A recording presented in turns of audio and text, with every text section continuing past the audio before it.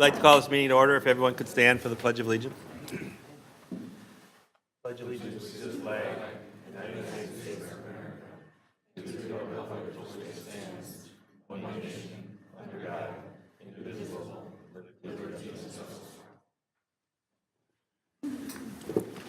Okay, I'd like to remove number 3 from the consent agenda. Anybody have anything else to remove? Hearing none, I entertain a motion to approve the consent agenda. So moved. Second. All in favor, say aye. Aye. Aye. All right, first up, we have Forest Lake Fire is here. Al, if you want to come up.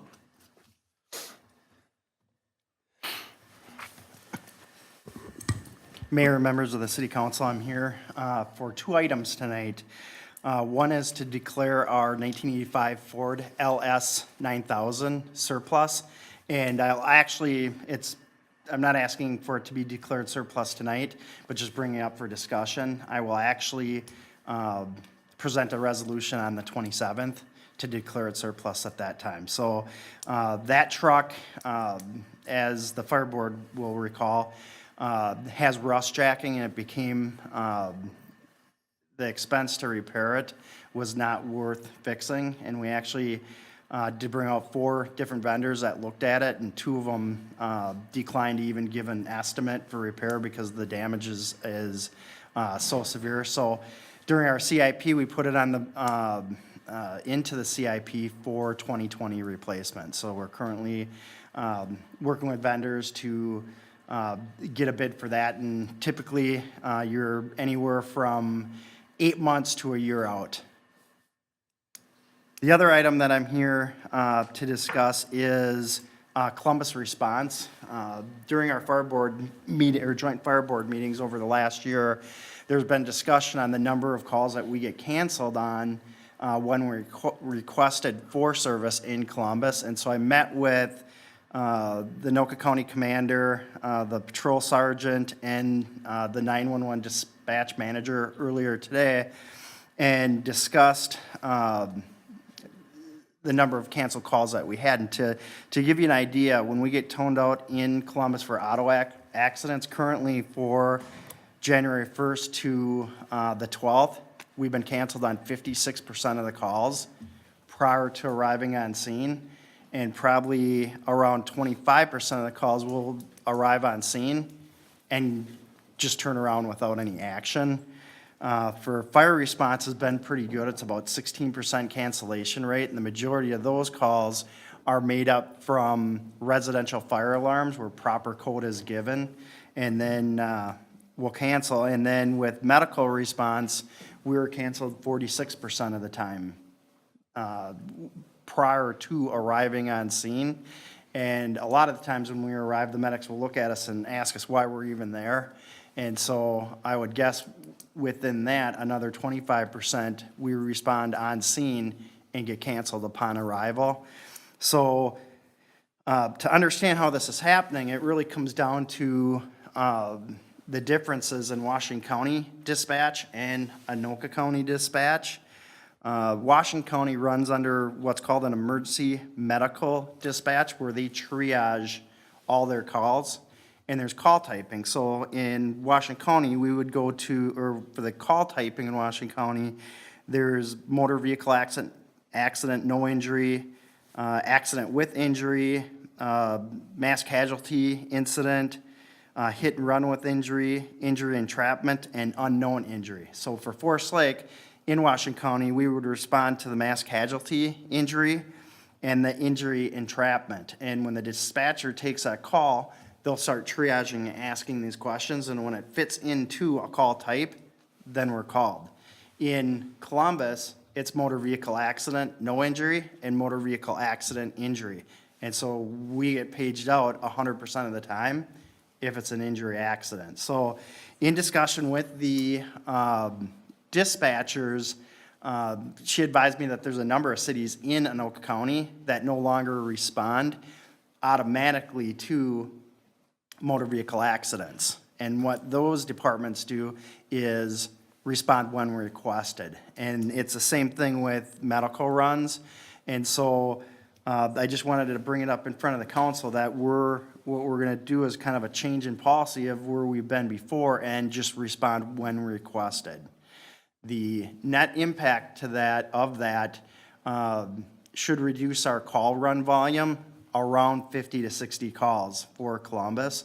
And when you look at that at a monetary standpoint, on average, it's about $800 when you factor in equipment, depreciation, payroll, fuel per response. So that's a pretty hefty impact on budgets to go to this. Now, we expect that with going to this type of response, it's going to have a minimal impact on the calls for service when we're actually needed. Ready? Yep. So the difference between the ratios, and you spouted off a lot of numbers there, but Sorry. that's okay. The ratio difference between Forest Lake and Columbus, like if we're 46% of cancellations for this type of call, what's Forest Lake? Well, to give you a Comparison, you know what I mean? comparison, I do have those numbers with me. Awesome. For auto accidents, our cancellation rate in Columbus is 56%. In Forest Lake, it's 15%. In fire runs, it's 16% in Columbus.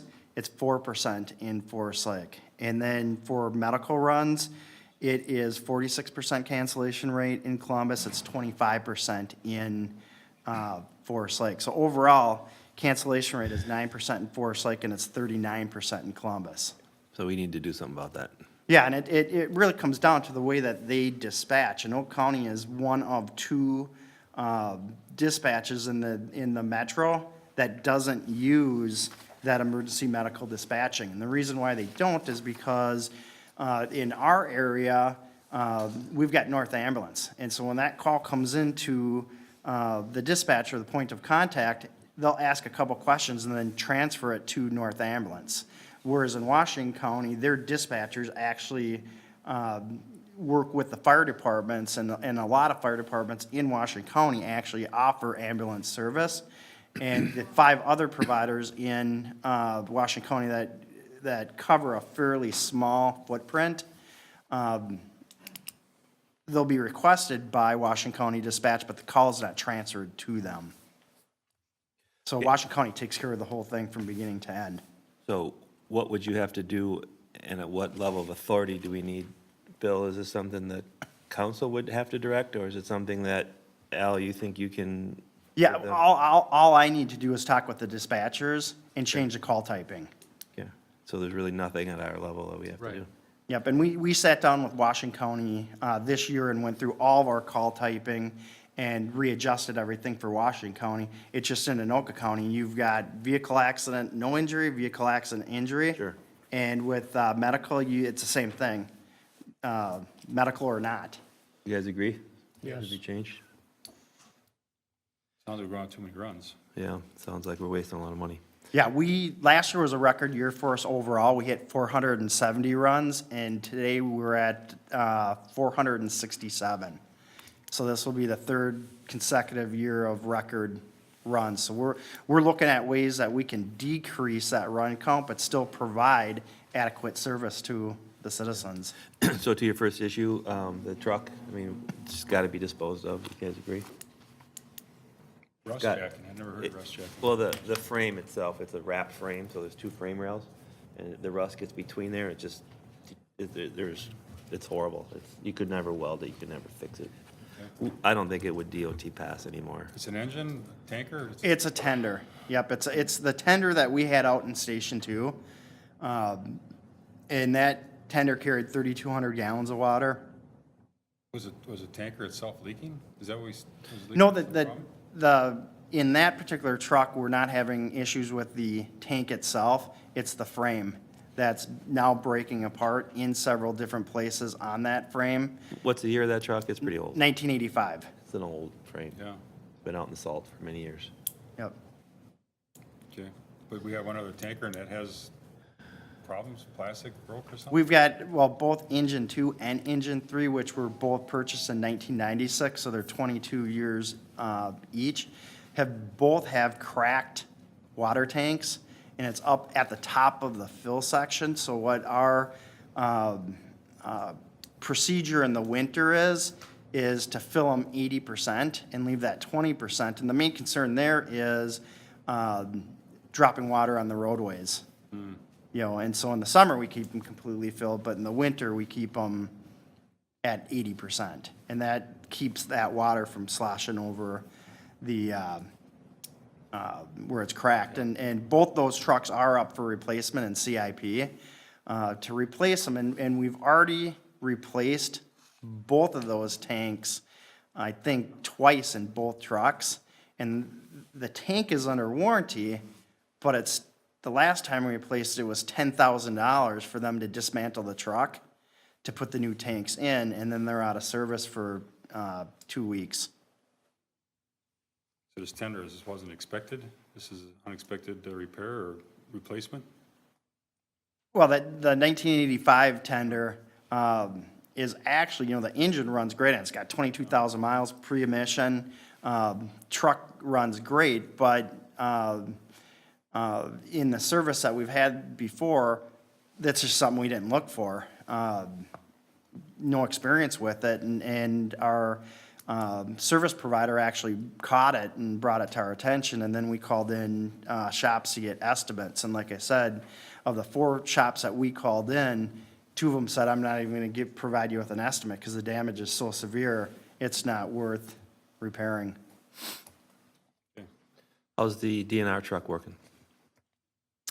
We've actually had it out on a run. Okay. Top speed is 35 miles an hour on it, so primarily what that truck is gonna be used for is probably Hauling water? a one-time dump, which will buy us time for the mutual aid companies to arrive. And I don't wanna hijack the meeting tonight, but I should provide one more update. We had talked about mutual aid agreements, auto aid, and them are almost in place. I'm waiting for 2 more, and what that will do is when we get any type of structure fire call, depending on where it is in the jurisdiction, the neighboring jurisdiction will be called at the same time as the initial page. And so what that's gonna do is it's gonna increase response quicker, and we also get credit for having these contracts in place with ISO, so that will help on our overall ISO rating as well. And we're trying to get them all in so we can approve the first council meeting in January. All right. Anything else? That's it. Okay, hydrants coming, maybe? Extra hydrant locations, hooking up to Bergerins we talked about? into that? Nothing on that at this point. Okay, that's in the future. Yep. All right, thanks for coming. Thank you. Thanks for all your hard work. Thank you. All right, who do we have for the planning commission? Mrs. Krebs?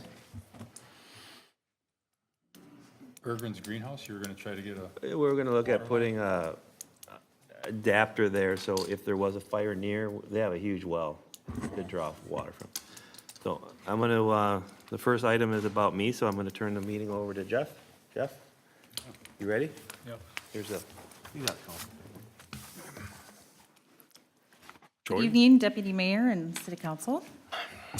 We had 2 items on our agenda on December 5th at the Planning Commission meeting. All members were present. First was a public hearing and discussion on an IUP for a residential zone business for Davco Technologies Incorporated. This is an electronical contracting, networking, software, machine automation, and online sales business. The hearing was held, and all the people that wanted to testify were able to do so.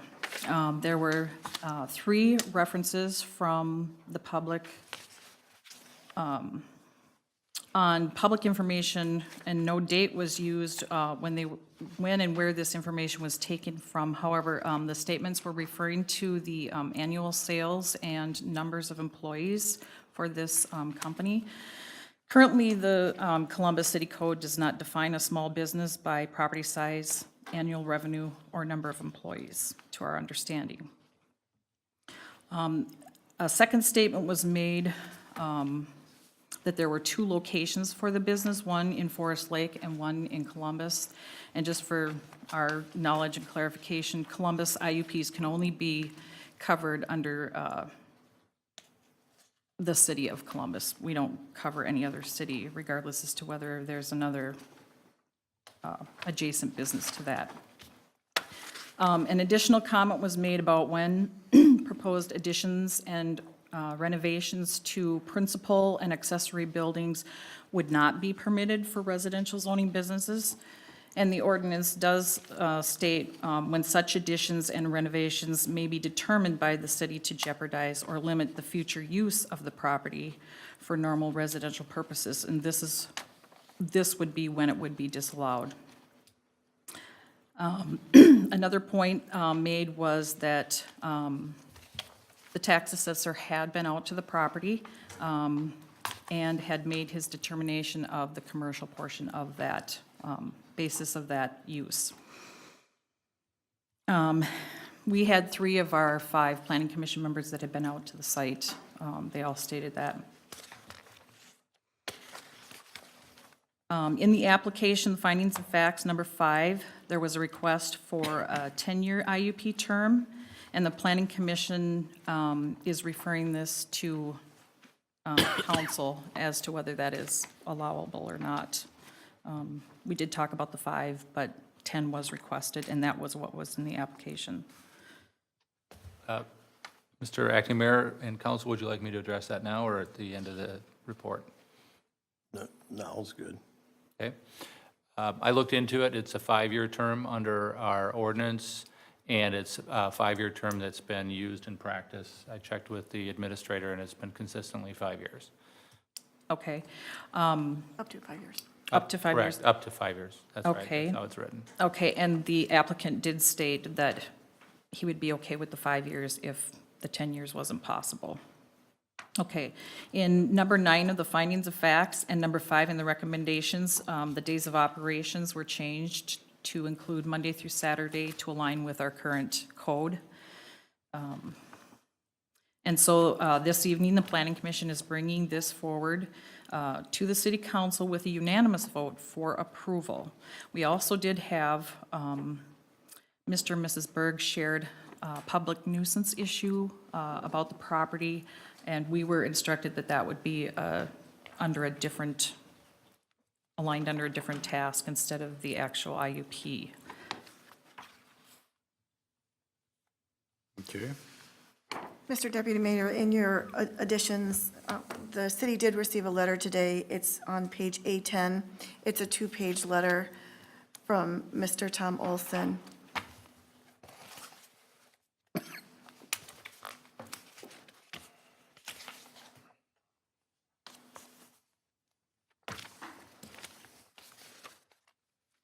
Mr. Olson had an opportunity to testify at the public hearing, but he felt that he wanted this letter to be looked at prior to the council acting on the application.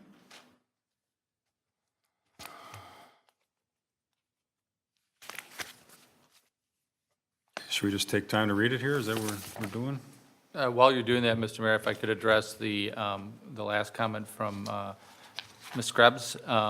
We did look at the provision in the code for addressing junk related to the business, and it was my conclusion that anything that is junk or debris that's unrelated to the business would be a separate enforcement action and would not be related to this interim use permit. So I did look at that as well as the term. Thank you. Okay.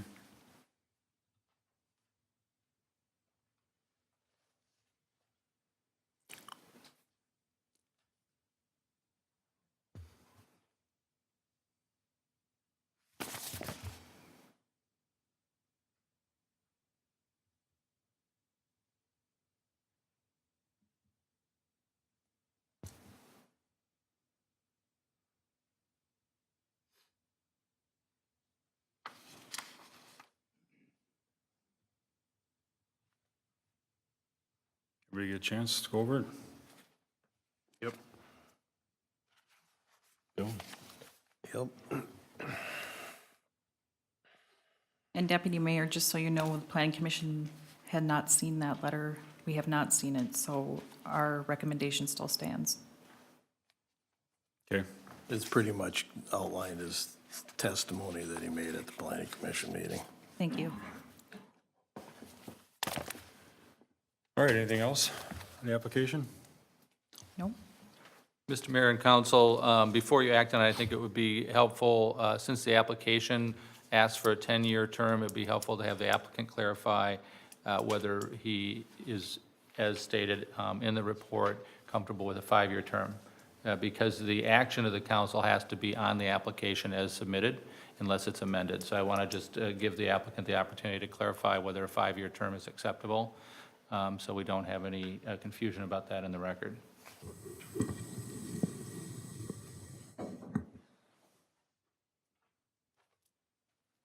State your name. It's right on the sticker there. That'll be fine. Okay, that'll be fine to 5 years. All right, does anybody have any questions, any comments? I do have a comment. I believe that some buffering trees or fencing should be on that one property line by his treasurer's back there in a bit, so the neighbors don't have to look at it. I don't think that'd be too much to ask for that. I would agree with screening, but I thought that was a separate issue at a later date. Is that what we decided, or you decided? Mr. Mayor and Council, there's a couple issues. One is that it appears, and at least it's been presented to me, that the materials that are on the edge of the property are not related to the business. They are personal items of the property owner. However, so that's one issue, and if there's a complaint brought forward, we would look at our normal complaint-driven process where someone would inspect that, determine if it is outside the requirements of the code, and then an enforcement action would take place. Separate and apart from that is whether you believe that the home business, for some reason, should be screened. The residential zone business, I think is how it's defined, should be screened in connection with the grant of this interim use permit. You've done that in other cases. It just depends on what the circumstances are, whether it warrants additional screening.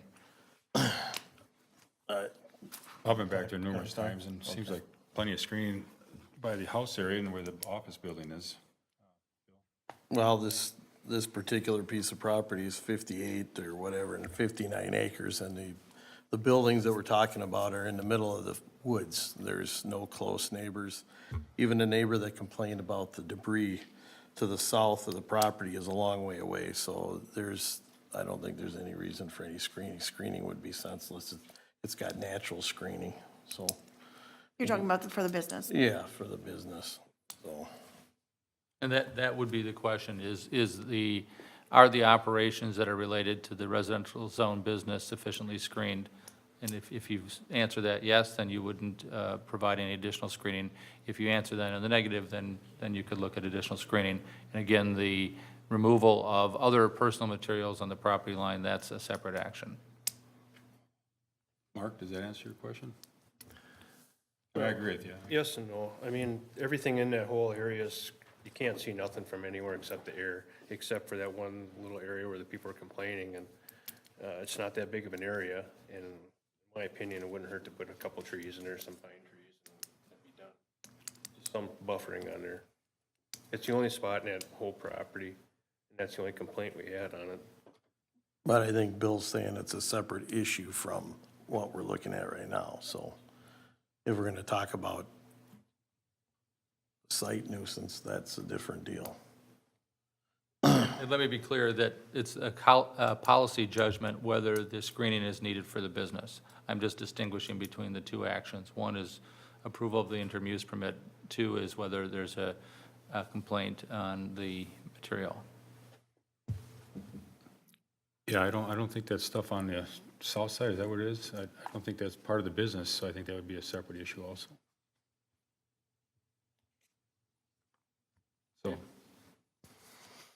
So anything else? No, sir. Anybody want to make a motion? I'll make a motion to approve With the 5-year, with the 5 years. 5 acre, or a 5-year, I mean. 5-year. Yep. Second. Call for a vote. Any, all in favor? Aye. Aye. Opposed? Hearing none, motion passes. And the record will reflect that the mayor did not take part in the action.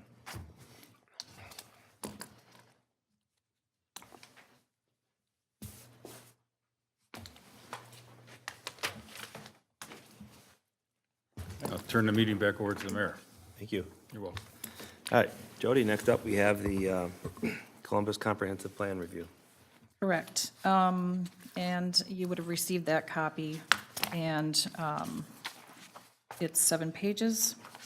And it's our advisory recommendations that have come back from the city's comments and our housekeeping edits, like if there was a typo or something like that. And I guess we will be addressing this again at the Planning Commission. And it'll come in our final form with these updates in there. Do you have any questions or recommendations from what you've seen that you would like brought back to the Planning Commission? Council? Questions on the comprehensive plan? Okay. No? Okay. We did have a couple of residents that spoke at our open forum, and they shared their concerns for the barriers that are on Hornsby. At Hornsby there on 97, they're very concerned about the safety issue there, and they wanted to know if the city council could look into that, see if there was anything that could be done to improve Which that areas area. in Hornsby? I'll tell you, we went, we went down to Hornsby this weekend twice, and the barriers on the south side of 97 there, for some reason, they've put the barriers up in the right turn lane to go down Hornsby is blocked. What Mr. Taylor was talking about at the planning commission meeting, when you go to turn there and you take if you were to take a right-hand turn and it was really busy, you have to count cars, and you gotta make sure, because they disappear if you have a lower car like we were in, they actually disappear behind the barriers, so they're dangerous. You can't, they're right, you can't see nothing. So if they're coming down the hill, you see them, and then you actually lose sight of them. And you're trying to make a left-hand turn, the barriers are actually blocking you, if your car is low enough, which the car we were driving was. So those barriers need to be moved back because they're just, you can't see, so. JW knows, you know what I'm talking about.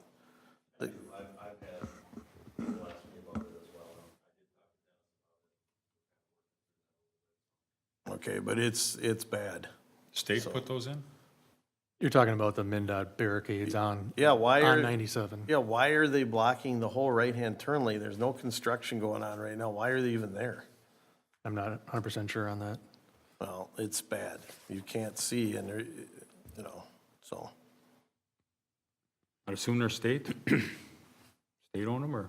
Yeah, they're part of the design build contract. We can reach out to the It MnDOT sounds on like you that. need to do that. Just to get the reason why they're there and maybe a solution. Sure. Okay, anything else? No, I'm just asking if there's any further direction to the Planning Commission from the city council. Did we think of anything? No, not at this time. Okay, thank you. Thank you, Jody. Thank you. All right, next up, we have a motion for Troy Meyer Drainage Utility Easement Vacation Request. Pages 20 to 22 of your packet. In your application packet, you have a resolution, and the resolution is outlining a circumstance where we have a property owner who has an accessory building, or who wants to put up an accessory building, and the location of where the accessory building is in a drainage and utility easement. We had Becky Wozni come out from Anoka County Conservation District, and she determined that the area is not wetland, and so her recommendation was that we could vacate the easement. So what you have before you is a resolution, and that resolution is going to set a hearing so that we can put in process the vacation of the drainage and utility easement. And what that will allow is him to build an accessory building in the location of his choice. Do you have a resolution number? 1837. Do we have a motion to adopt this resolution? So moved. Second. Any other discussion? All in favor, say aye. Aye. Aye, opposed? Okay. Anything else? Nothing further there. Okay. All right, next up, we have a public open forum. Anyone here for public open forum? Danny, Mike, welcome. Good evening, Council. Send the mic over, state your name and address for the record, please. Dan Mike, 15123 Hornsby. Thank you. Just to follow up with Mrs. Krebs and Mr. Taylor, We need to do something about them barricades. Someone's gonna get killed there. And not only the barricades, but the sign that says road closed. And I talked to JW about this. If they could just lower that, there's 3 horizontal, Ours? yes, thank you. They could just drop one down and put the sign down lower, so you could see them cars. Like Bill says, them lower cars, you don't see them until they're right there. And being the way people drive today, someone's gonna get killed there, so, We'll contact MinDOT. City doesn't have any jurisdiction there, but we'll contact MinDOT. okay, sounds good. Thank you. Thanks. Anyone else?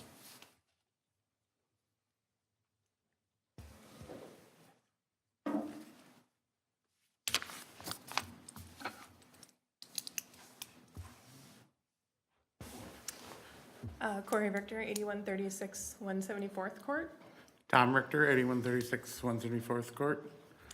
So we're just coming to ask, so we're new residents. We moved in February into the Thornbeck Preserve. And the retention pond that's south of the court of the cul-de-sac, we're curious about the permit and the requirements for completion, and also looking at the fact that over the course of the summer, because it wasn't completed, much of the side slope sloughed off into the pond. So it's no longer the basin that it originally was intended to be. So, Dennis, you could probably answer that. You're our engineer. Yes, there was a similar situation with the north ponds when they were being constructed, so we will take a look at it either this winter or in the spring.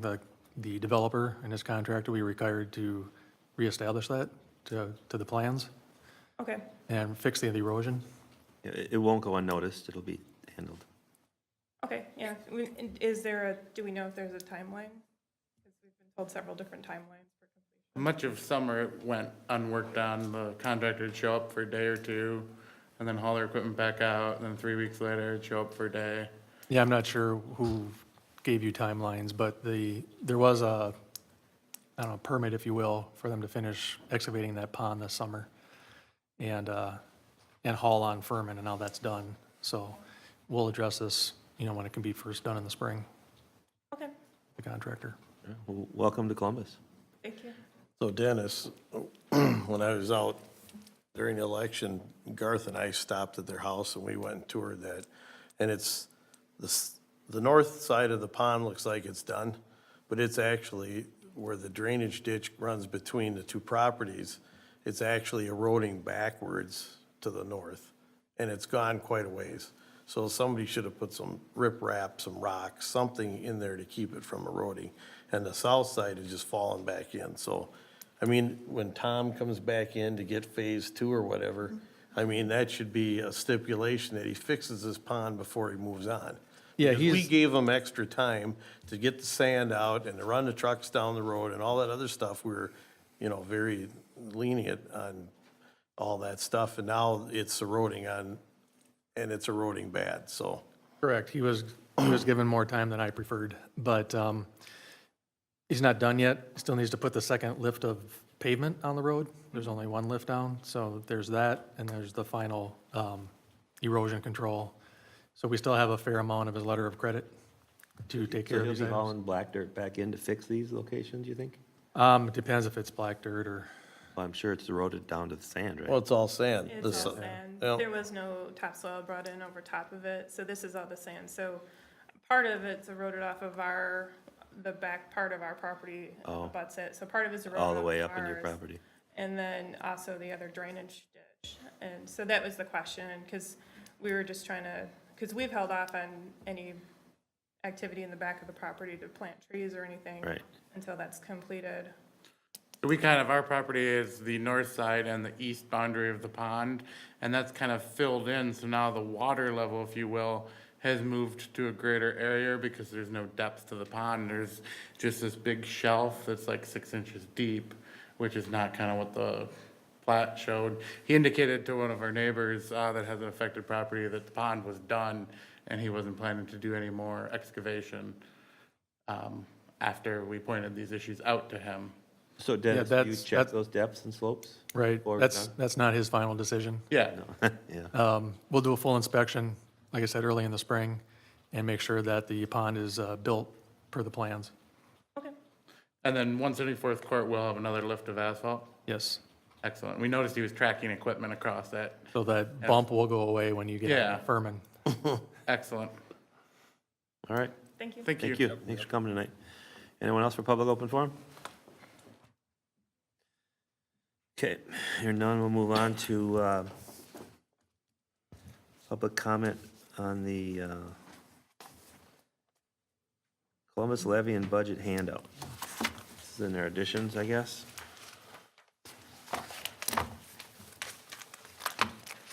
What I'm handing out is the final budget. Tonight, we have any comment from anyone in the audience that wants to comment on the budget? If anyone would like copies, I have copies.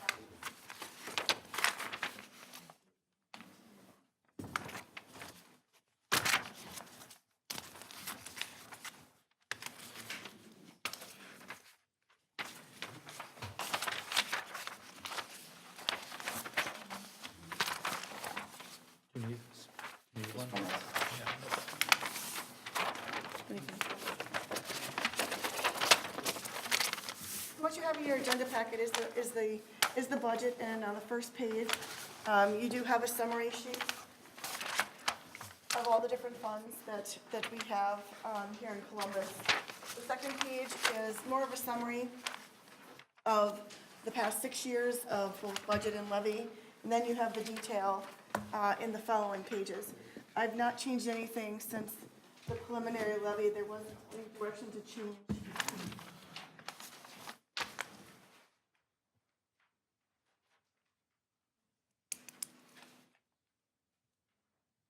Any items in the budget?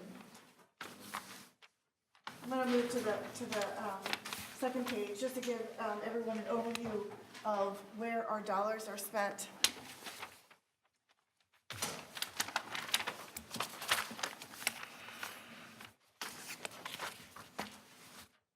I know that's small print, so those of you who have copies, it'll be easier for you to see the small numbers. But just to give you an overview, and the bar chart is a good indicator of where our budget is spent. So Columbus has several different funds that we spend our dollars on.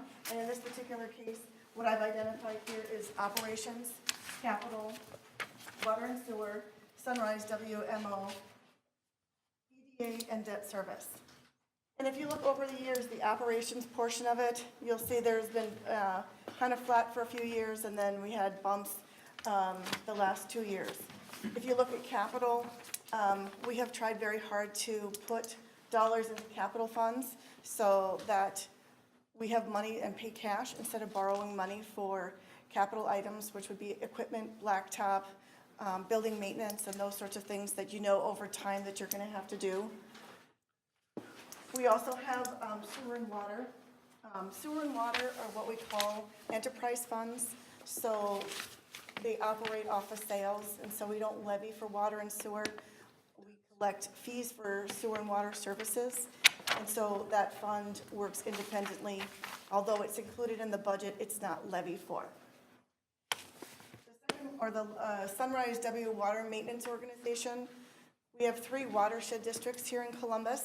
It's Rice Creek, Coon Creek, and Sunrise Water Maintenance Organization. The Rice Creek and Coon Creek are organized jurisdictions, and they have levy authority. And so those of you, if you look at your tax statements, depending on what jurisdiction you live on, you'll see a line item, and it'll say Rice Creek or Coon Creek on the bottom of it. But if you live in Sunrise, which is generally north of Broadway, you'll see that Sunrise, and it's called a Water Maintenance Organization. And they do not have levy authority, so we levy for them.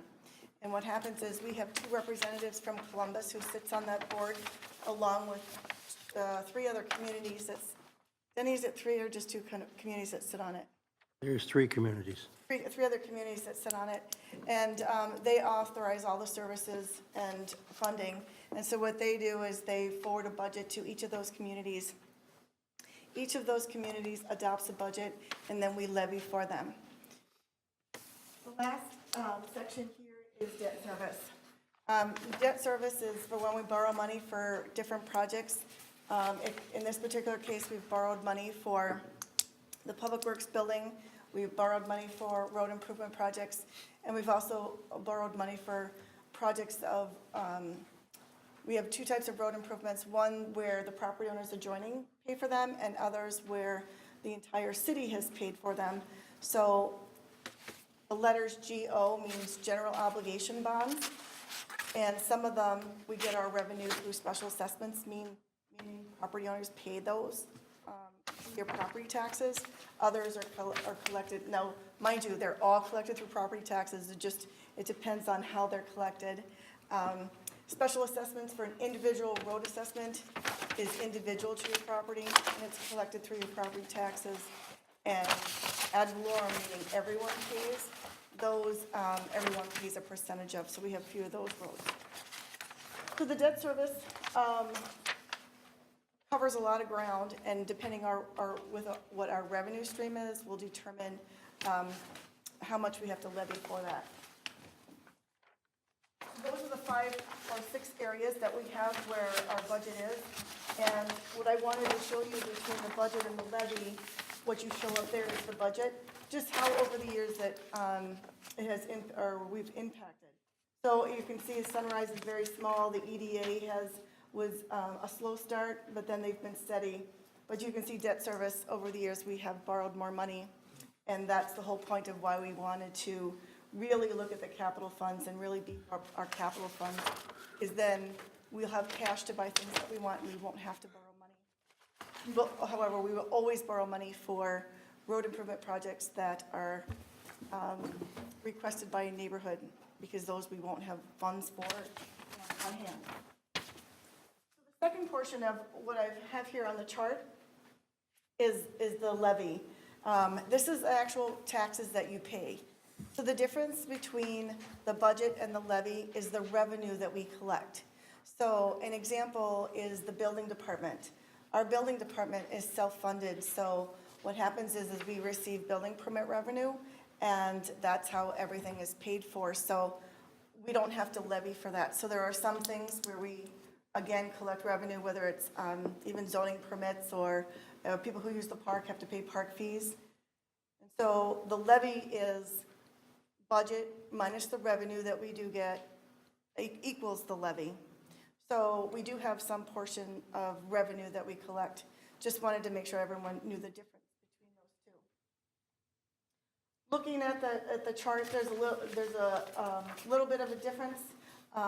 For Sunrise, you'll see the water and sewer, you'll see no levy, because those operate differently.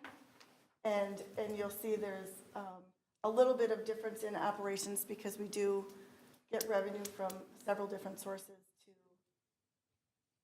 give us a little help in the operation. With that, I'm going to ask for any questions, just overall questions you have about the budget, or if you had something that you wanted to know about how we spend money, I'll be happy to answer any of your questions.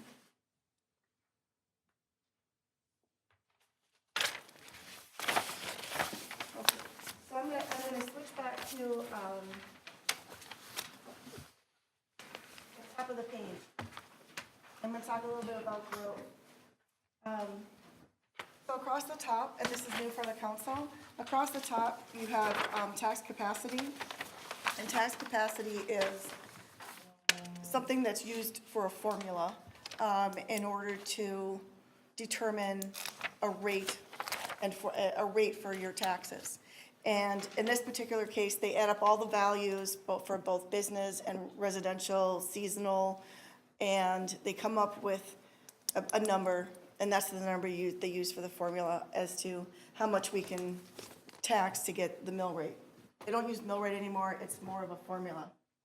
Well, in this particular case, in 2019, we're going to have an 8.92, we have an 8.92% growth rate, which means over the previous year, our tax base has grown. So if we only spent, and that equals about $221,000. So if the budget went up $221,000, theoretically, you would all pay the same taxes, which will not happen. I'll tell you why. There's lots of factors that go into it. Each year, Ken Tolzman, who is our tax assessor, comes in at the end of the year, and he looks at all the building permits. He looks at all of the permits that we issue, whether it's conditional use permits or IUPs, which are interim use permits. And those are added value to the property. And so there's some inconsistencies about when they do valuation across the community also, because he looks at a certain sector of properties each year for value. So even if everything was flat, you may have some fluctuation in what you pay in taxes because your value might have gone up or down for a variety of different reasons. If you have tax questions, I will be happy to answer them for you. I usually have to look at your tax statement to figure out why there's such a change. What I won't be able to answer though, however, is your school levy and all those other ones. I can address your local levy and the city portion of your taxes if you do have questions. Council, have questions about growth and anticipated growth? I anticipated next year will be in the same percentage, I meaning have a question. 2020. Here's my question. The question is, council's a long time ago purchased that land, and we've been paying debt service on it, approximately $300,000 to $400,000 a year. And in the next year, hopefully, not only will we get the principal back, but we will stop paying some of the debt service, as well as have a profit, hopefully, on some of that land. So that will affect the levy. At what level will that affect the levy? Let's say we sold half of it. At some point, we'll have, you know what I mean, a break-even point, and that'll be in the $4.2 million area. We're really not close to that yet, so it's hard for me to predict what year we're gonna meet that, because then you have the interest on the 5 years, or actually 8 years now that we've been paying interest. So I'm not quite sure when we'll have that break-even point. But there will be a time where we'll be able to pay the general fund loan back, that I will not have to carry it in the general fund forward, and we'll be able to pay back the loan and then move forward. And I'm thinking it's probably gonna be 3 or 4 more years before we see that. So, but my question is, obviously, once the debt service goes away, that'll be less levy. Correct. And once there's profit made on the land, that will be less, well, where will that go? I mean, does that go back into a kitty? Does that go to the general fund? Does that go towards the economic development side? Right now, Is it gonna be- there's just about $1 million loan from the general fund for the land. And I didn't count this year's, but it was $1 million last year for the interfund loan. I'm familiar with that one because of the audit. And so we're carrying that. So that loan has to be paid back first. And then we can look at bond payments. So once the loan is paid back, then we'll look at bond payments and see if we can pay that down. In other words, cancel a levy. Because we have tax abatement, we would cancel the tax abatement. At that point, once we cancel the tax abatement, then we would still have the levy for the actual loan. Which we just remortgaged, per se, for better lack of a better term, We refund. 2 years ago, refinanced. Yes. So our first pay down payment on that is you only have so many buy down dates, right?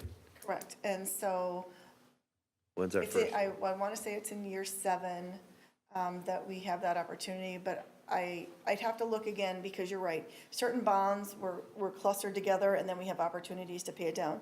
If we have extra cash, we can pay those bonds early. So it'll be up to the next council to not take and spend that money when it comes in, so that it goes towards that. We said that we were going to pay off the bonds early. That was the intent when we refunded. It was to pay off early because the interest rate gets larger as the years go by. I just want to get it on the record that I'd like to make sure that Yeah. that gets carried forward, and I hope they do, because that's, I think, the responsible thing to do, so. Okay, anybody else have any questions for Elizabeth? I think she's looking for a motion to approve this final. So you have two resolutions before you. One is the levy resolution, the other one is the budget resolution. And the numbers The numbers are already in the resolution as presented.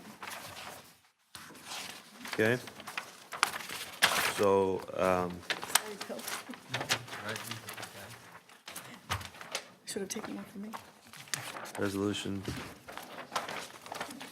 1827. Someone want to make a motion to approve or deny this resolution? So moved to approve. Okay? Second, anyone? Second. Further discussion? What was the levy increase for this year? Percentage? The percentage, on the very front, first page, overall, it was 6.7% for the levy. So the blue number that's on the very right-hand side of the page. But you need to clarify that. That doesn't include the tax capture of the increased tax base. That does. The one that I was. 8 oh, point- I'm sorry, yes, you are, you're correct. Yeah. It does So not take into consideration It the. didn't go up 6%. It Correct. only went up, well, we're not quite sure what it's going to go up because, It's, what I figured out, it's between 1.2 and 1.7% actual. you understand, Jeff? Yeah? Okay, so, I mean, our expenses went up, our budget went up, but because our building went up and the whole city's worth more, we collect more taxes, therefore the net increase is only 1.2. All right, any other questions? Okay, hearing none, I will call, everyone in favor, say aye. Aye. Aye, opposed? Ayes have it. Okay, next we need the budget resolution. Yes. That's on page A16 of your packet.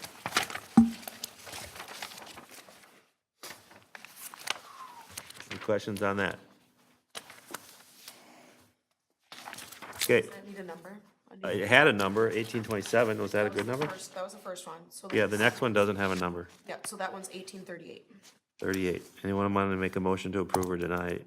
You know, Jesse, I think this 27 is wrong. Oh, we better get that fixed. Because I think it needs to be, I think that's the preliminary levy one. So we'll need a new number. So maybe that one's 38 and this one's 39? Okay. Okay, so I think that'll just be a record-keeping thing. Okay, then 39 here, anyone want to make a motion to approve or deny the final budget? So move to approve? Okay, Second. all right, further discussion. All in favor, say aye. Aye. Aye, opposed? Ayes have it again. Next up, we have a MinDOT resolution, acquisition of land. I need Handout to- at meeting. I need to continue this again to the next We'll page. continue that to our last meeting, Yep. continued. Okay, Dennis, you got 5 minutes. Per item. Nope. He has a lot of ground to cover. He's got a lot of ground to We do have a cover. number of items, so I'll try to be efficient. The first item on my agenda for the engineering report was the 2019 street improvements that we held neighborhood meetings on, and the formal results of the petitions that were returned as of Monday. In your additional handouts, updated pages 17 through 20, is the results, the summary of the results. And petitions were sent out to 96 parcels in the, calling it the North Area Residential Street potential paving area. That's, those 176th Lane, 181st, Rutgers, 178th, Vassar, 2 Lane, and 186th. Out of 96 petitions sent out, 73 were returned, so fairly decent return rate. Of the 73 returned, and I'm talking about the overall project as a whole, there was 24 yes votes and 45 no votes. There was 2 votes that voted both yes and no.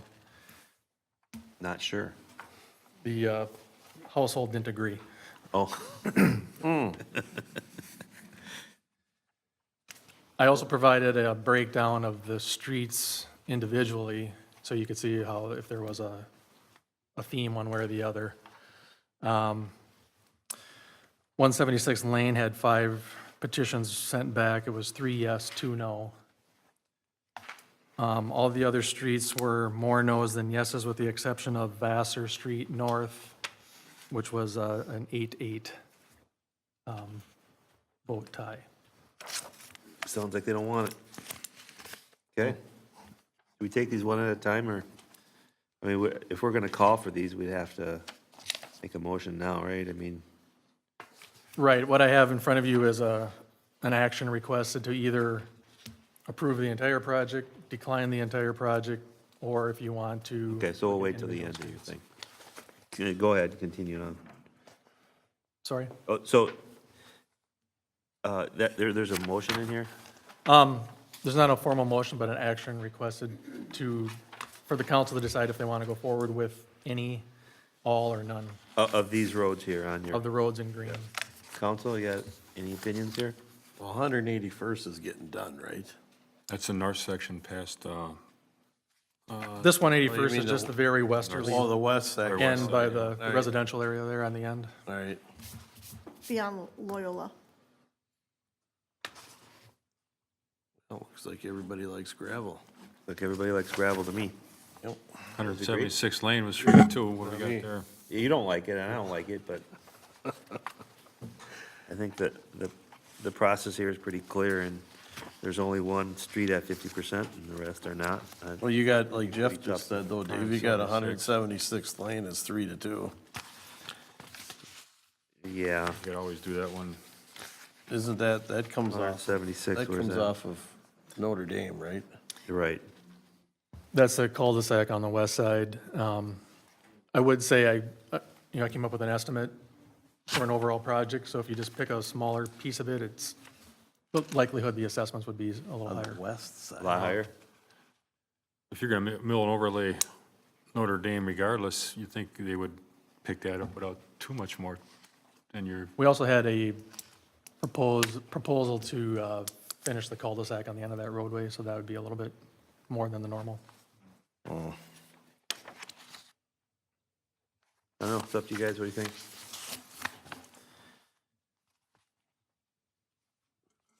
I don't think it's gonna happen. Okay, so I guess we'll move on. Dennis, what else you got?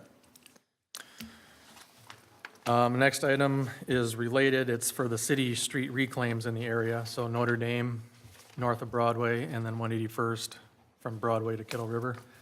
That is on the, Public Works has had that budgeted to reclaim those streets. And just looking for authorization to go ahead and do plans and specifications. Work with Public Works to do that and bring back bids in a month or two. you looked at Notre Dame and you're convinced that needs to be milled and overlaid? A reclaim where you, more like the Notre Dame that was done on here, where you grind up all the pavement. So it's more than a mill and overlay. You grind up the pavement, you mix it with some of the base, and then you put a new layer of bituminous on. It's kind of between a mill and overlay and a reconstruct. And it looks like it needs it, that, I go on it quite a bit, and it's questionable, I think, I don't know, a little bit of shoulder work. It's $1 million almost.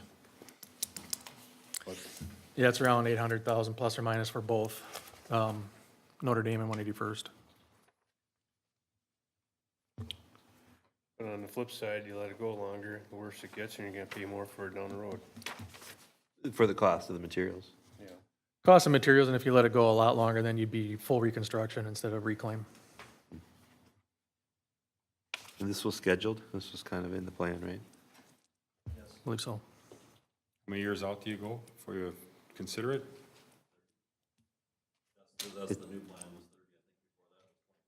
How old is this road?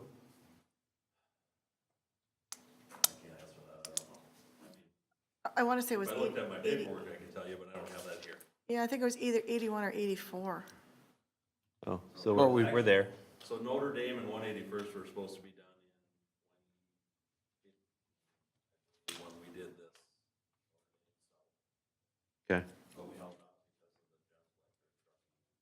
Right, I remember that.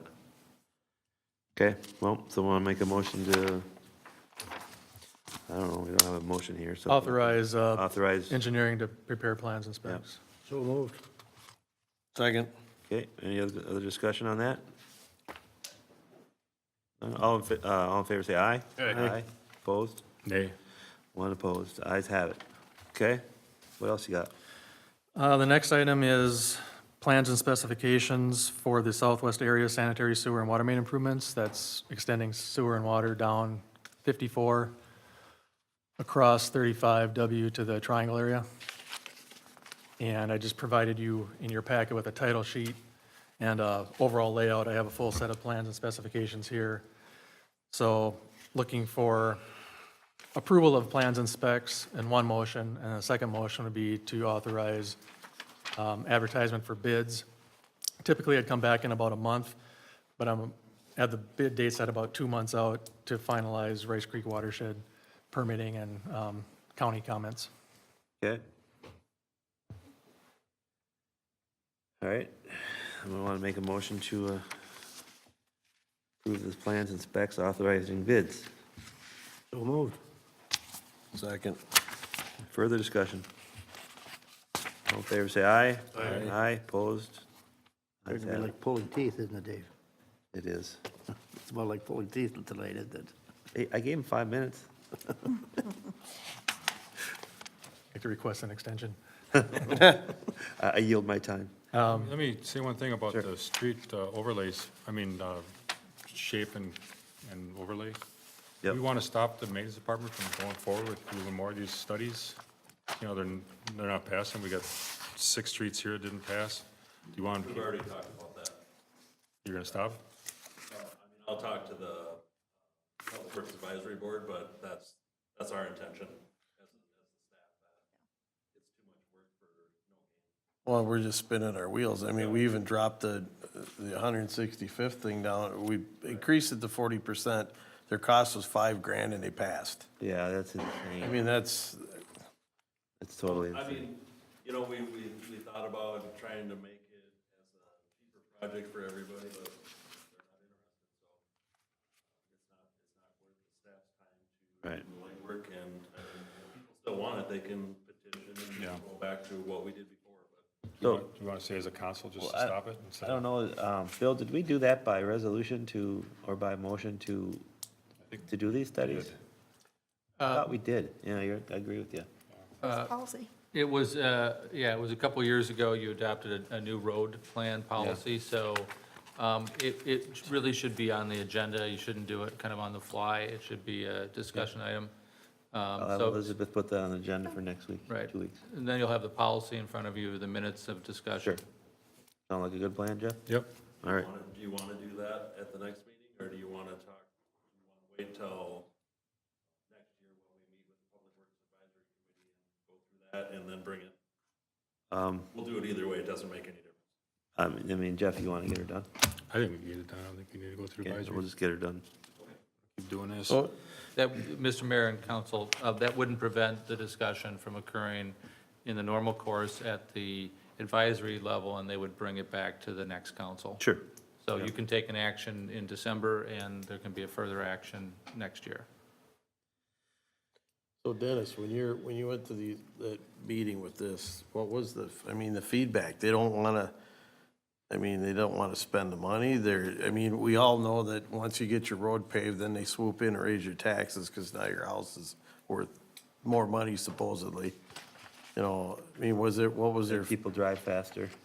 well, There wasn't a whole 20 lot of, at the neighborhood meetings, there was Yeah. a good turnout, but there wasn't a theme of, to me, it comes down to cost, most likely, that a few people thought their taxes might go up. I think there was 1 or 2 comments about maybe speed might increase, but it comes down to cost.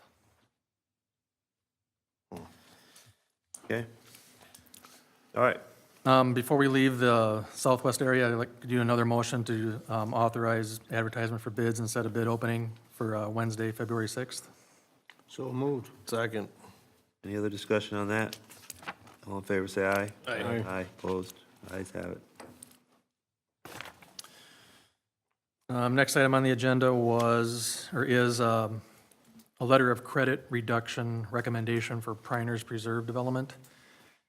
They've completed all their improvements, and we will retain a 20% surety of the original letter of credit for a year. We've inspected it, and there's only one item remaining, and that's to do some seal coating on the 2 patches on 147th in the spring. So I'm recommending that they can reduce their letter of credit down to the 20% balance. Do we have a motion to that effect? So moved. Second. Any other discussion on that? All in favor, say aye. Aye. Aye, opposed. Ayes have it. On a related note to Priners, we did receive as-built plans today, so I can come back likely to the next meeting and formally accept the streets and utilities for city ownership and maintenance. Okay. Next time on the agenda is a letter of credit reduction for Thornbeck Preserve. This is not for the development itself. This is for the second or additional letter of credit we attained for Furman Street to protect it from the mining operations. So that the sand hauling is done, Public Works and Engineering inspected, there's a small crack on one edge of the pavement. We recommend reducing their letter of credit to protect Furman Street from $62,500 down to $10,000 to see how the road, looks after one more summer of travel. And there's not another lift coming on that.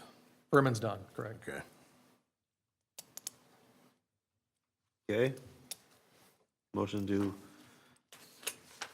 do so moved. So moved. Second.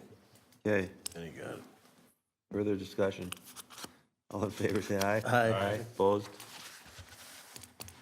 Next item is the 2019 utility fee schedule update. This is an annual adjustment for inflation historically.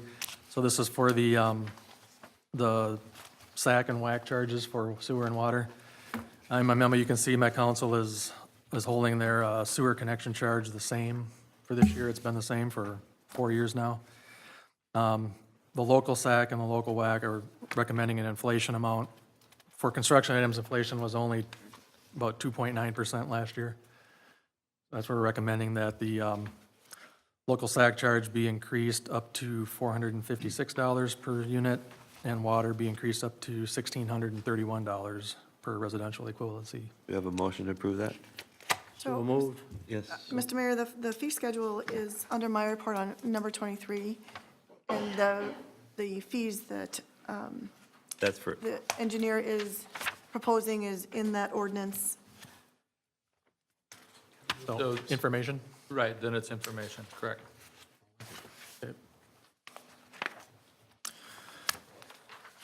The last item on my agenda was just information only. Again, this is an we Oka, didn't approve that motion yet. I'm sorry. You don't need to, it's information only since it's incorporated in the fee ordinance. Okay. All right, never mind. Go ahead. So the last item is some pictorial CIP from Anoka County for a luncheon I was at. The main thing I wanted to note was they show a 5-year plan for all of Anoka County. All the work being done in Columbus is next year. So the county will be doing the CASA 54 realignment from the new roundabout down to the old West Freeway Drive. They'll be doing the signal improvements at Broadway and Lexington. They'll be doing shoulder paving or widening on Broadway from Potomac to Kettle River. And one thing that wasn't on their map is that they also will be reclaiming Kettle River north of Broadway and adding about a 3-foot wide paved shoulder to match the improvements done to the north. Okay, I noticed it wasn't on there, Dennis. You can imagine I did. good job, Jeff. Yeah. Good job, Dennis. You That's knew it next was year? coming. 2019 is what they plan to That's do what I that. thought. They're using some pavement rehabilitation funds to do that and a couple other projects. So Dennis, I guess you're talking to the county. How many more roads, county roads do we have? It looks like 54 south of the racetrack, which is no shoulders. We'll make it look like. Potomac, no, 0 shoulders. Have they talked about any of that? I mean, there's not a whole lot left in Columbus to do, but, They did not mention those roadways at this meeting. okay. So 54 would only be once more development happened and it justified it. Likely. And would Potomac be something that could be, Probably something the city would have to request or bring up. okay? Because it's the last dangerous road that I travel with no shoulders, no place to pull off, nothing. They're all bad. Look at Lexington out there. They just redid that 3-4 years ago. No shoulders. You know? No turn lanes on a lot of them. Busy road. I'd be curious to know what the percentage in all these other counties are of no shoulder roads. Is there a statistic for that? We can ask, I don't know if they have that You know data what or I'm not. saying? Like, how many more roads how many more mile lanes do we have left to fix versus the rest of the county There's a lot roads. of county roads out there, no shoulders. Yeah, it just seems like they're all in Columbus, but, That's all right. too. Anything else? They're out there. That's it. Okay. Good job. Attorney's report.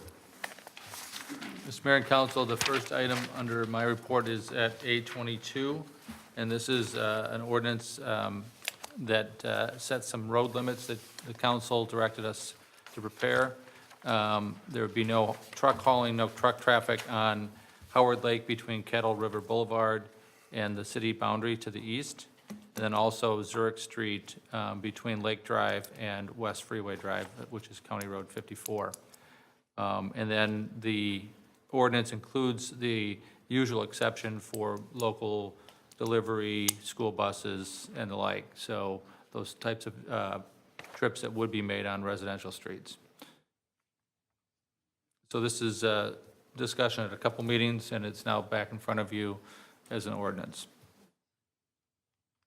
And the number would be 6. Can I ask where the 5 tons came from the 5 tons. per axle? Yeah.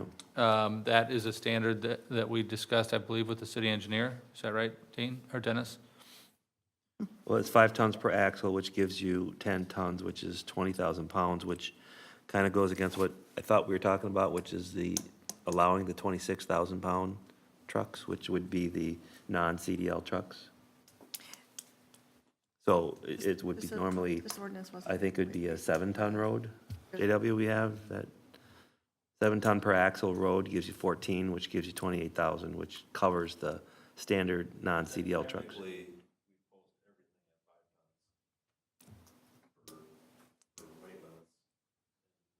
We know that we need to look at that now because our business is coming in that require more than that. Clearly, we know that in the winter, running aces is more than 7 tons when they're hauling in their delivery stuff, but, I mean, a Best They would Buy be coming to covered. your house. They would be covered by the exception, though. correct. Because it would be a local delivery to their business. Right. 5 tons is, yeah, the typical, I'll say residential or city street. And by state statute, if a road is not posted, it's a 10-ton roadway, whether it's physically built that way or not. Which would be fine for a standard 26,000 pound truck.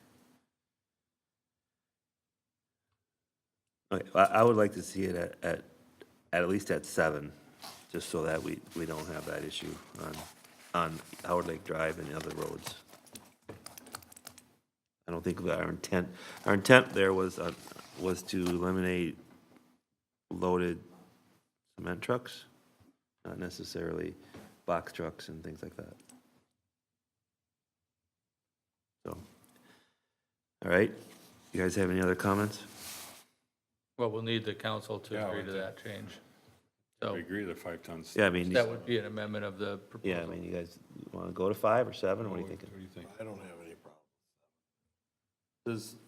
So, for instance, down at Running Aces, when they start running their races and stuff, some of them horse trucks coming in out of there, but that would be an exception, correct?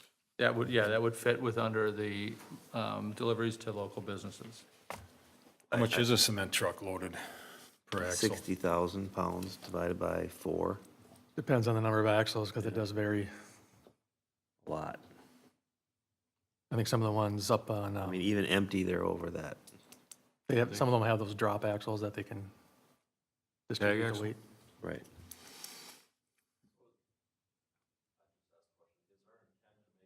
Haul route or a weight road? I thought it was a no haul road. No haul route, but there's no way to do that per our last discussion, right, Bill? Right, so the intent is to make it a no-haul route, but in order to make it enforceable, it's best to include the weight. So, So if it's, so how do you post it then? You're just posting it as a weight? no, you're posting it as a no-haul route. I thought we were going to post it as a weight limit. Well, we've had both discussions. There's no truck signage and weight signage to attach to it. There's no haul route Because signage. if it's a no haul route, if Dan Mike has a cube truck, can't he drive down? He's like a one-time guy through there, he's not hauling. Or, hauling to me is Well, he's hauling whatever he's hauling. Going back and forth is a haul route. where I'm That would be hauling. repetitive hauling. He is hauling once. Yep, that would be prohibited. It's intended, it's not intended to be a haul route for through traffic. It's intended, the truck traffic, commercial truck traffic that would be allowed is for local deliveries and services. So the question is whether, so the ordinance was written with the 5 ton per axle, so we would have something that could be enforceable, because that's something that's measurable in terms of size of truck. The question is whether you want to go, the council wants to go higher than 5. Right, so keep in mind, 5 tons per axle. Technically, there's an axle group, depending on how many axles you have, but 5 tons per axle it was limiting the Menards truck from driving from Menards into Columbus to deliver something. And I don't think that was our intention.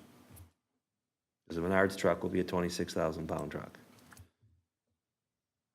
But again, That's an if, exception. People coming from Winnick Supply will be in a 26,000. No, they're not an exception because they're driving through. but the idea is that we have County Road 54 for those County roads for that. for the through traffic. And so the only commercial truck traffic that should be on these 2 streets is Local delivery. local delivery. At least that's how it's written. I agree. I think we should leave it at 5 ton.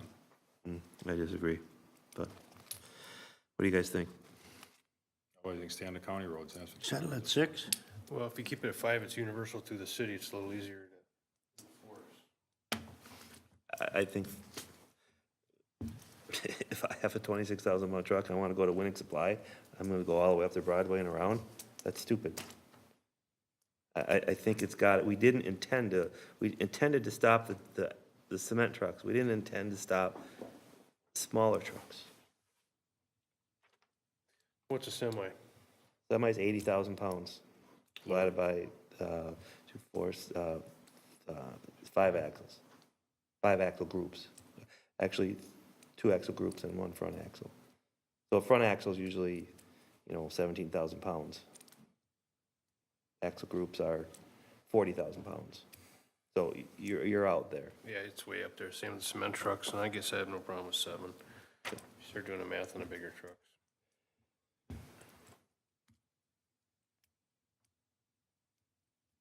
Okay? Any others? Denny? I don't really Bill? I'm okay with that. That's the same way with tow trucks, though. They can be 26,000 pounds if you're in a single axle. I think those ones, the bigger ones, Danny, that we have, they're all 26,000 pounds loaded. Right. So, yeah. Okay. Okay, so Someone want to make a motion to amend this to 7 tons, and any other questions on anything else on here? I make a motion to exchange to 7 ton instead of 5. Okay, and approve it the rest of the way? Say what? And everything else? Everything else is fine, yes. Okay, so the motion would be to approve the ordinance with 7 tons. To approve the ordinance with 7 ton, that's my motion. second? Second. Further discussion, Jeff? Nothing? Okay. Any other discussion, guys? All right, all in favor, say aye. Aye. Aye, opposed? Ayes have it. Okay? The next item is the Priner Preserve Stormwater Management Agreement. This is an agreement with Rice Creek Watershed District. In order for the permit to be issued from Rice Creek for this project, and I think it's one of the last administrative items, they require that there's an agreement for maintenance of the pond. I don't know if you recall, but in the development agreement for Priner Preserve, there's a requirement, there's essentially an allowance for the city to bill back a portion of the maintenance fees, for a portion or the entire amount? Just a portion. A portion, right. So the maintenance will be the responsibility of the city. We will bill back a portion of that maintenance cost to, I believe, 4 of the lots. Yes. Okay? Want to make a motion to that effect or not? So moved. Second. Other discussions? All in favor, say aye. Aye. Aye, opposed? Ayes have it. Thank you, Mr. Mayor. The next item is a new ordinance. This will not be codified, unlike the road limit ordinance. This is a standalone ordinance to rename a portion of Old 54 once it's realigned to Evers Street. Yes. And we need this to let the county know the naming of the street. Once They're still gonna call it County Road 54 though, right? They won't. This is the road that goes off to the cul-de-sac. Oh, okay. Little All Star right, Road. Yep. I get it. Okay, I'd entertain a motion to that effect. So moved. Second. Further discussion? All in favor, say aye. Aye. Aye, opposed, ayes have it. And then the last item is a resolution declaring no parking on County Road 54. Just a second, Bill, what was the resolution number on the last one? The ordinance number? It was ordinance 1807. 1807, okay, continue. Okay, and the next item is a resolution, and this would be declaring no parking on County Road 54 from Lake Drive to a point 4,000 feet north of 149th. And similarly, on Ever Street, no parking from County Road 54 to Trunk Highway 97. Okay, resolution number? That'd be 1841. Okay. Do I hear a motion to adopt resolution 1841? So moved. Second. Further discussion? Hearing none, all in favor, say aye. Aye. Aye, opposed, ayes have it. Thank you. Council report. Danny? Nothing really to report. Nice. Mark? Well, it's kind of nice to see Anoka County cleared out some trees and brush around Camp 3 and Kettle River. That really opened it up for seeing the road. It did, I don't think it made some of the residents very happy, but, Well, safety's number one, I guess. yeah. So it's Anything nice else? to see. Nope, that's it. Jeff? Are you gonna call Knife River then and tell them it'd be a no-haul route? You think that'd probably be a good move? It's the main person using the road, isn't it, the cement trucks? You want us to call them? Is that what you said? I would think we should. Well, Inform them that the road's gonna be no-haul. We could. Formal letter or something. okay. And then Hornsby, are we gonna open Hornsby up? Did we look at it, open it for the winter? We just decided to leave it. Leave it closed. We did? last week, yeah. A couple meetings ago. I'm just one vote. Vote on it now. Mm-hmm. Want to revote? Nope. No. No, from what I can tell, if you're on the failing side or not here, you can't bring it back up. All Is right. that correct? That's under Robert's rules, Right. yes. It would be on a prevailing side of the motion. Next Or year. here? Jeff's rules, it's Jeff rules, yeah. allowable on that one. Just All right. think, Jeff, next winter it'll be open and be brand new. Hopefully it will be. All right, well, I guess that's all I have. That's it, Bill? Nope, I'm good. Okay, I don't have anything tonight. Moving on to Public Works report. Public Information Coordinator report. No report. Oh, now we're hauling. City Administrator report. The first thing I have on the agenda is the 2019 Columbus Fee Schedule Ordinance. And that ordinance is in your agenda packet. There are some amendments to the fee ordinance. Those amendments are in red. As we look through the fee schedule, each year, we kind of make notes to see things that have been requested that are not on the fee schedule, but we would like to include them. Under the building department, we did not have a demolition, or we had a demolition permit on the fee schedule. And Leon indicated that he felt that it takes him about 4 hours to process and do the inspections. And so his recommendation is that we bill out for 4 hours, which would be $188. I'm not sure why it says /hour, but it would be $188. The window and door replacement for residential purposes was only $25, and he is recommending that it be made $50. As we found out this year, the tax increment financing did not have an application fee on our schedule, and my recommendation is that the fee is set at $15,000 for the application.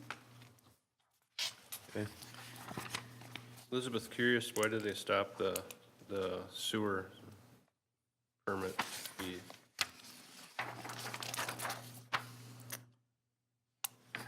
I think Lori moved it to the public utilities section.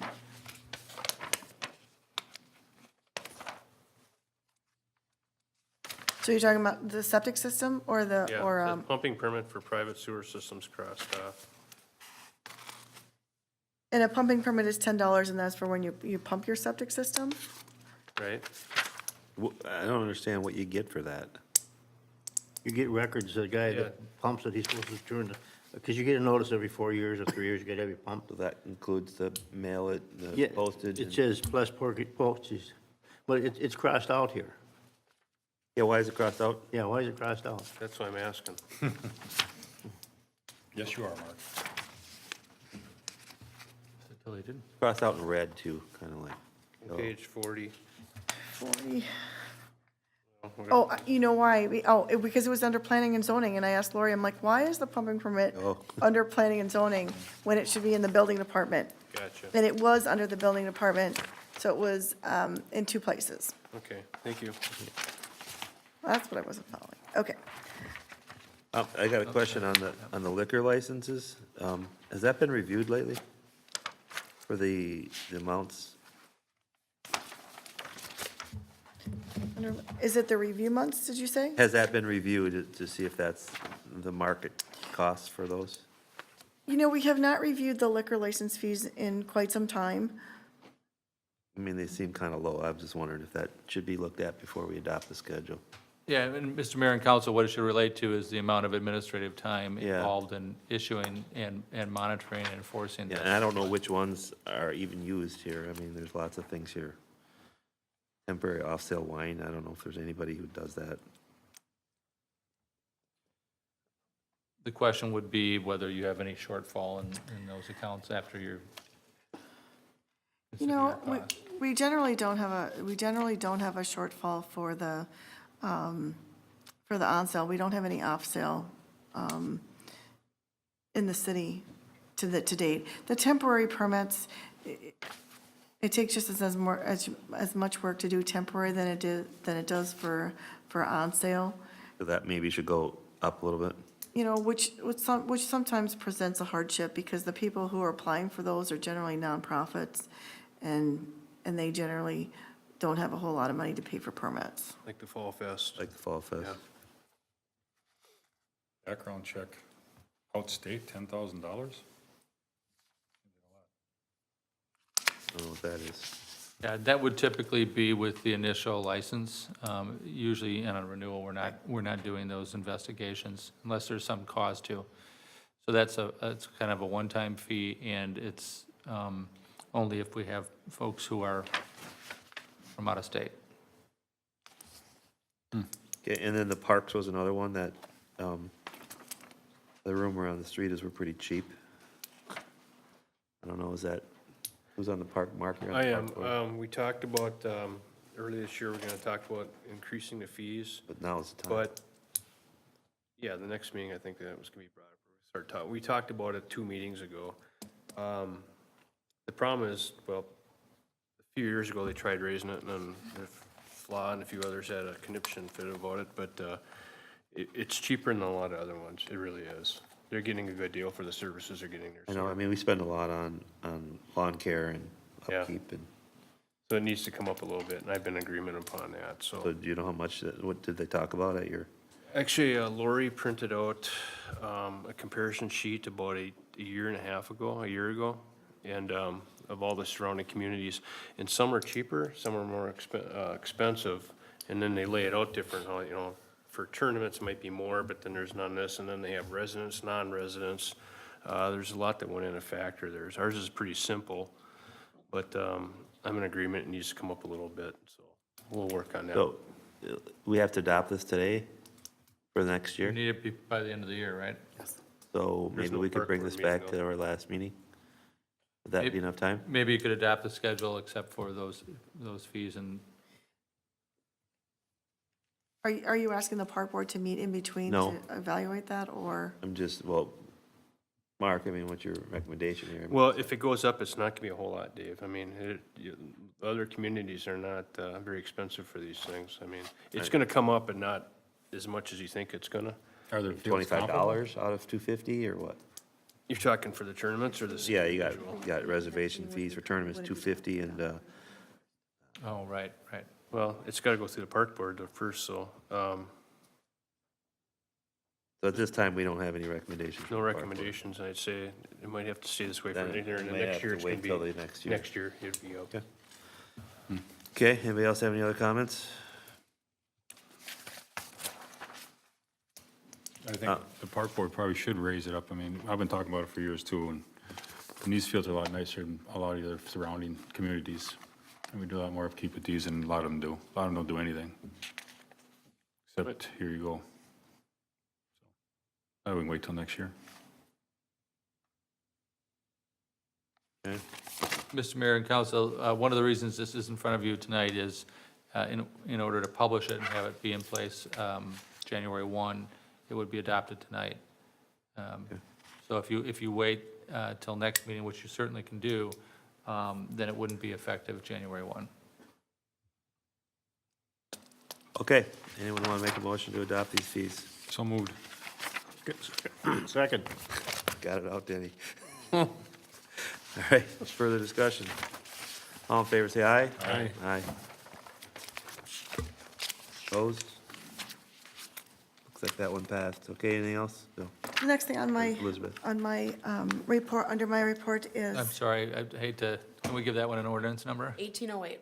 1808. The next item under my report is, I don't know if everyone knows, but Dean Johnson retired, and he retired earlier in the year, but I had asked him to stay on until December, as we had some fairly large projects, and he agreed. And so he's now officially retiring in December. And so what you have before you is a proposal for interim planning services so that the city can go under either an RFP process or reevaluate to see if we want to bring that position in-house combined with some other duties. And so TKDA we do have a contract with TKDA. They do have planning services available. And what you have before you is a proposal for interim planning services for up to 20 days while we go through that process. Elizabeth, over the course of a year, how much do we pay for our planner? For city services, it's in the $8,000 to $10,000 range. And for reimbursable services, it's anywhere between $12,000 and $15,000, depending if we're busy or not busy. In the last 2 years, it's been in the $16,000 range, whereas the 2 years prior, it was more in the $10,000 range. Well, you surely can't hire an employee for that. Yes, it's about between $25,000 and $30,000.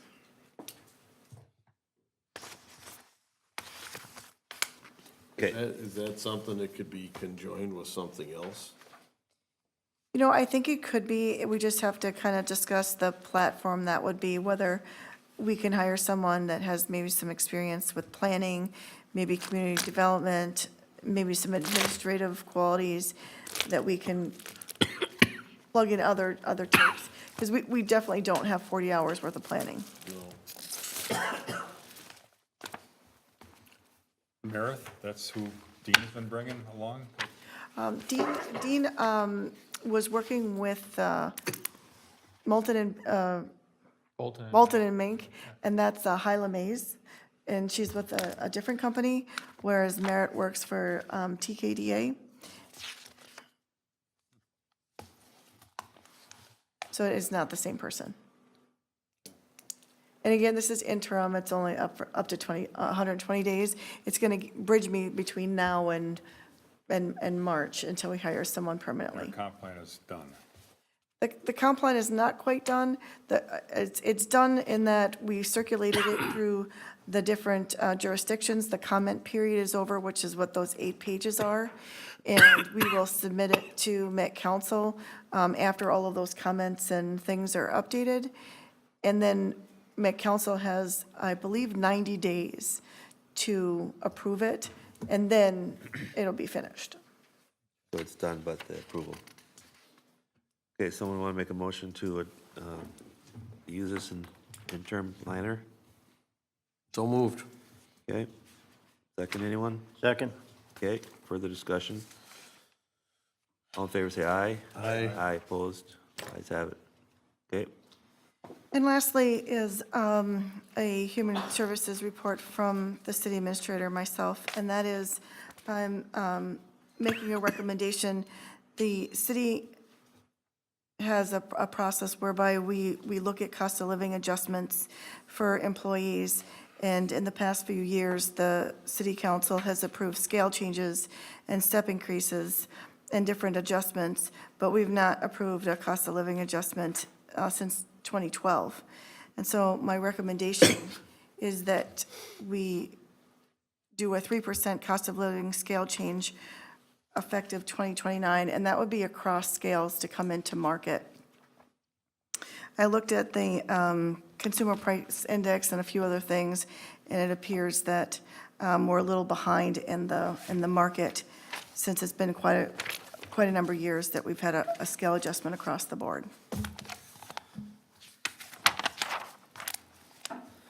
okay. Someone make a motion to approve a cost of living increase. I'll make a motion to approve. Second. Further discussion? All right, hear none. All in favor, say aye. Aye. Aye. Opposed? Nay. The ayes have it. Okay, next, we will be conducting a closed meeting pursuant to the northeast-southeast quad land sale. This will be a closed meeting under Minnesota statute 13D.05 subsection 3C. Consider offers or counteroffers for the sale of the city-owned quad 35 property. Of the budget? We're gonna allow, Okay.